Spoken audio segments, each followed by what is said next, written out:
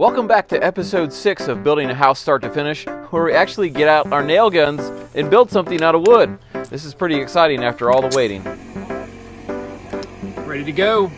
This is our first floor walls, but before we get building, let's check out a surprise guest that came by. My dad. What's up? Those toenails missed there. There's two right there. Oh, thanks, Dad. Thanks for coming out today.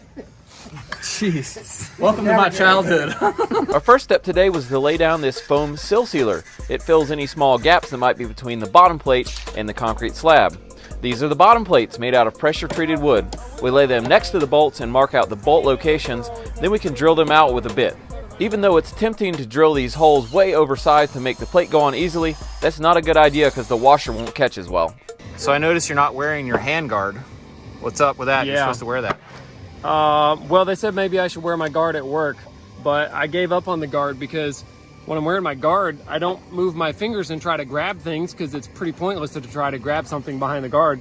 But anyway, I really want to get my movement back in my hand, and so I need to be using my fingers and my grip, even though it hurts, to make sure that I don't get stiff and not get my range of motion back.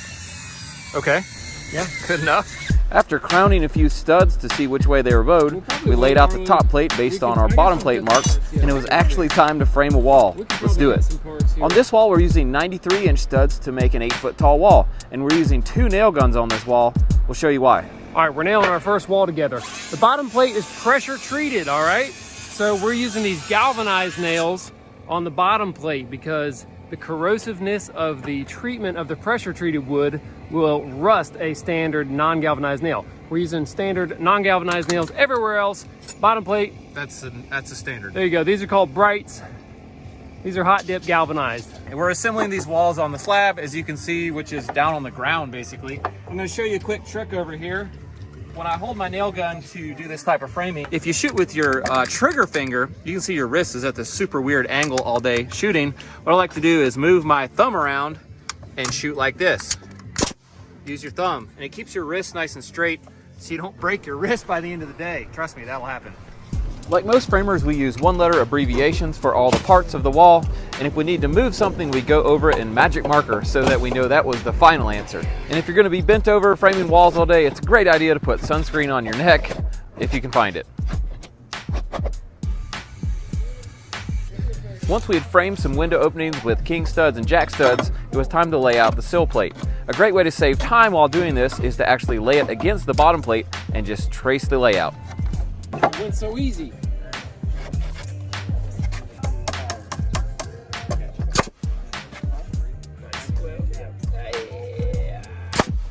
And there is one very small window framed up. I want to note that we did not sheet this wall before standing it. The reason is because it's hard to square and straighten a wall with it on a concrete slab. If you're on a wood subfloor, you can tack the plates down with nails to straighten and square the wall before you put the sheeting on. In this case, we had no way to do that. I'm on. It's like the carnival. Sheet this here in a moment, so I don't want to give away the sheet. All right, here's something super important I tell everybody that's ever on our job. Where to put your hands when you're nailing a stud. Actually, where not to put your hands, more importantly. We're gonna nail this stud on here. I've seen people hold the stud right here and shoot. And what do you think's gonna happen if the nail comes out the side of the stud? Bang, in your hand. So we always hold about 6 inches back on the stud and then fire. Getting shot with a nail sucks. Jono! Yo, one jack off. What? I need one more jack. Since we stood these walls before sheeting them, we'll have to plumb the wall in both directions before putting the plywood on because that will lock it in whatever position it's in. I'm going to use this 16 penny nail and I'm going to drive it underneath the bottom plate. The purpose of it is to hold up our piece of plywood so that it doesn't hang too low. You don't have to fidgety fart with getting it perfect. It just sits on these nail heads and you can nail it. As you can see, I like to, quote, nail the crap out of this connection between the plywood and the treated plate. That's what really holds the house down. That's definitely one way to do it right there. On this wall, we're just putting out full sheets of OSB and then coming back and cutting out the window openings with a Sawzall. This is a pretty easy way to do it. We also have a heavy-duty router with a flush cut bit that we use pretty often to do the same thing.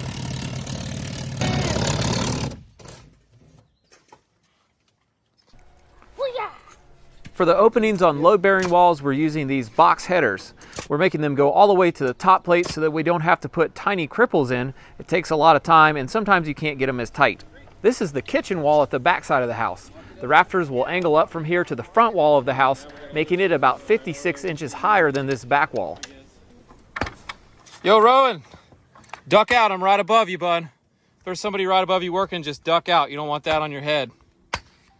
Hey, dude, be careful, because Eric's the worst with dropping stuff on people. Yeah, You know, I heard. He'll probably drop like the 2 tools that he has in his belt, and they're probably somebody else's tools anyways. Yo, Eric, what are the jacks on this thing? Just measure 7 3/4 down and make a mark. All right, perfect. Got my tape back? Yeah. Thanks, bro. Sorry about that. This is a wall partition, and we'll use it on most of the wall intersections in the house. And here are some studs laid into place, ready to nail. Notice, this is so important, all of the crowns are up. If you alternate the crown of your boards in the wall, your finished wall may look like a wave. Also, it's a great idea to stagger your joints on the sheeting when it's possible. Yeah, that's definitely one way to do it. It's also crucial to space this type of OSB sheeting so that when it swells with a little bit of moisture, it doesn't buckle against itself. We nail this type of sheathing on an 8-inch nail spacing, and we make sure not to shoot the nails too deep so they actually hold.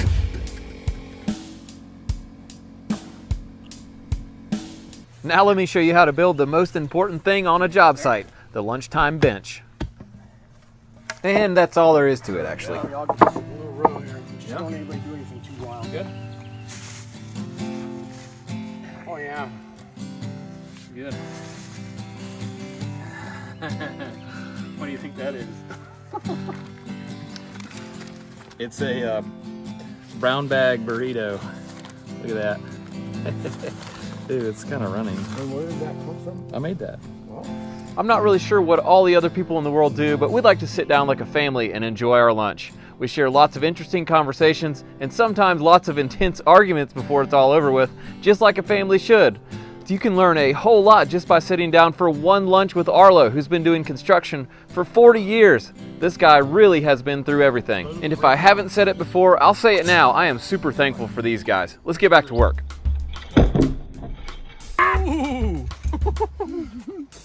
Watch out for that board. That's definitely one way to do it. Say one thing, my feet are sweating like crazy. Well, if you didn't wear snowmobile boots to the job site, you probably wouldn't have that problem. It is June. I'm gonna have to put some different shoes on. This is the end wall by the master bedroom, and you can see we left a little bit of the top plate off so it would fit in easily. Going. Hey, boys. Yeah. We got a couple shiners up here. That's one way to do it. Both, New guys. Okay, it's time. We gotta do the big wall, the big window wall. I've been thinking about this wall for weeks. Every night when I wake up, it's the wall. Now it's finally time. Gotta do it. We gotta do it right the first shot. No pressure, just somebody decided to put this all on YouTube. So you have to get it right the first shot where everybody sees it in the world. No big deal. We got this. We got this.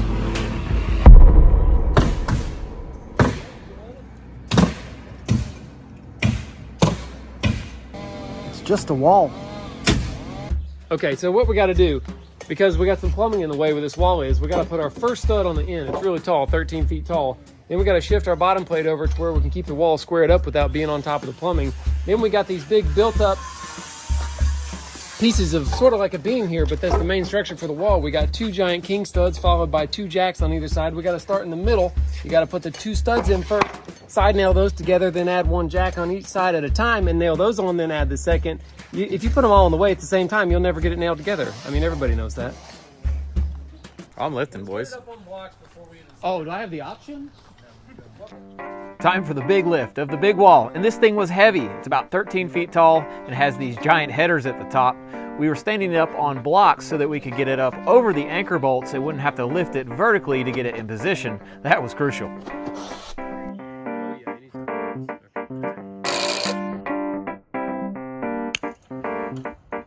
That was fun. You weren't scared at all? No. Come on, no. I'm scared of nothing, bub. Piece of cake, no problem. That was super scary and sketchy. All lies. Everything they said. Who in the world sharpened this thing? Are you kidding me? I think Chase did it. It wasn't me. Dude, this is the worst pencil sharpening I've ever seen. That will never pass in my book. I think a beaver got it. Look over here. Oh yeah, I see the teeth marks. Oh, for sure. Definitely wildlife. Some kind of wildlife got a hold of that. You know what they say? What do they say? That's one way to do it. That is one way to do it. Thanks for watching our video today. Remember to check out the link in our description to True Work Performance Workwear, and remember to subscribe if you've enjoyed this video.